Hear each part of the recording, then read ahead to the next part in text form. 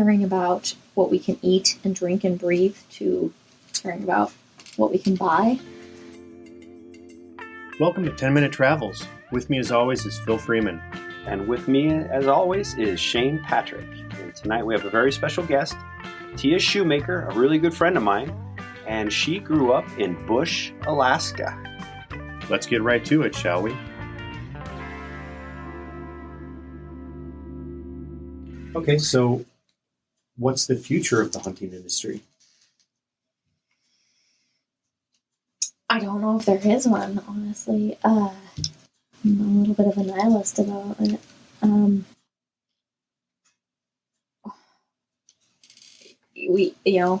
dichotomy of the hunting industry is that we have 90% of people that are making a TV show out of it and making it glorified and sexy, and I feel like giving it a terrible name.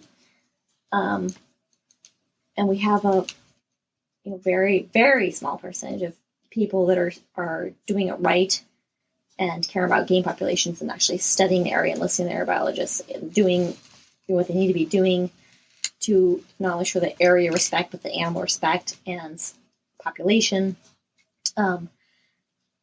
That mixed with climate change and everything else, I just climate change. See it being You're seeing a trend even in your lifetime? Absolutely. A huge trend No, it's affecting the moose, it's affecting the bear. It's affecting not only behaviors, but populations. And it's affecting fish, which, trickle down ecology. Let's look at the big picture sort of thing, food web stuff. So I don't see a future in the hunting industry, hopefully for my lifetime, maybe my children's, but I don't know. I'm not optimistic about it. Is there something you think can be done to stop the trend? Yeah, there's lots of things that can be done. One of the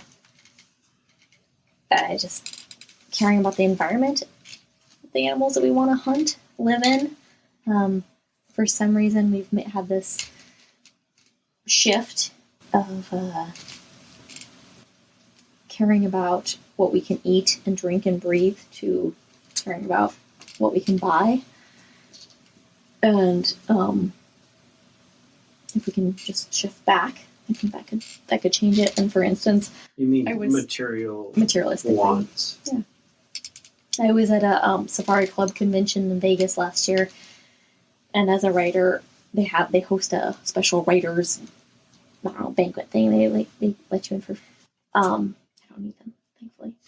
They let you in, but then they do these luncheons, and then they have people come and talk about the newest, latest, and greatest hot button issues that you can write about. Sure.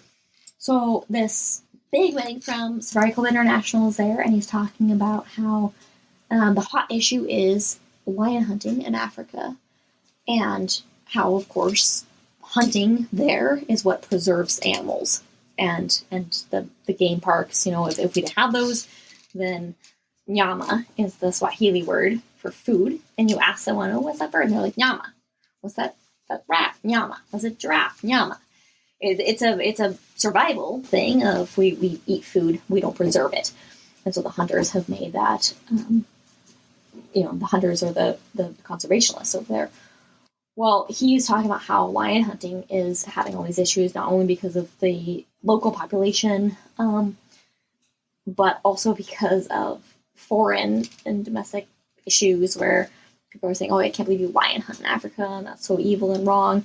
And so then it's taking a hit, and therefore the lion populations are actually taking a hit. Great talk in terms of what can we do. I went up to him afterwards and said, my concern is bear populations in Alaska. And he said, "Well, you have plenty of them." And I said, "Absolutely. Great, very high bear population. Density on the Alaska Peninsula is 2%, or 2 bears per square mile." It seems that's busy. Huge. That's a ton of bears. It does seem busy on the ground. It is. It's very big, and it's possibly growing. So in Africa, you're trying to restore what was destroyed. In Alaska, why can't we fight to maintain what we have rather than 20 years down the road trying to restore what we once had? And Pebble Mine, for instance, and not to go political on your thing, but like mining. There's a big interest to get resources out. I don't have anything against small time mining, but like big mines, like Pebble Mine, where it could potentially destroy the ecosystem of the Alaskan Peninsula and the second largest population of salmon in the world. I have something against that because all of a sudden it affects everything that I care about. This guy, when I spoke to him about it, his title was, I don't know, conservationalist speaker for all of SCI. And I thought, SCI? This guy is Safari Club International. And I thought, he's going to care. And I was like, this guy's going to care about it. And he was young. He was probably younger than me. And he goes, yeah, the Pebble Mine thing and all that. Like, I don't know what your involvement is it, but we can't touch that politically. And I thought, well, what a shitty proposition. You can't protect hunting and fishing in the state of Alaska, but you can try to restore what was once a great hunting industry in Africa. So that's interesting. Yeah, well, that's the thing about politics is one hand washes the other, and they make all these choices, and the reality is there's a vast number of Safari Club members that would be like, yeah, let's leave that gold alone. But there's 4 or 5 or 10 corporate sponsors that can't open that Pandora's box. And I'm not defending it because I think it's really disturbing, but I see why they do that. I don't agree with it, but I understand it. I'm still confused. Well, I don't understand why you can understand it. Well, I just understand the tactic. I'm not empathetic to it, but what do you understand about it? That the vast majority of Safari Club members would vote Republican, which is pro-business, pro-development. And so there's that. And then the other side of those voters is they read the Bible. And there's that whole man having dominion over land and sea. And so they think it's all going to work out. They don't think that, they think it's all going to work out. Even though we've lost tons of species, like my grandfather saw passenger pigeons darken the sky. I never did. He hasn't been dead that long. I fail to see how you can call yourself a true outdoors person or a hunter or even a fisher person and not care about the environment. Pro development and care about how can you possibly call yourself a true hunter? You can't. What do you mean by true hunter? Because that's up to debate what a hunter is and what people perceive as a hunter. Well, yeah, everyone has a way of looking at things. Like if you talk to anybody off the street, what is a hunter to you? Well, whack 'em and stack 'em is a grocery shopper. A hunter is someone that goes out and actually gets intimate with the animal, understands and completely knows the environment that the animal lives in and respects it, and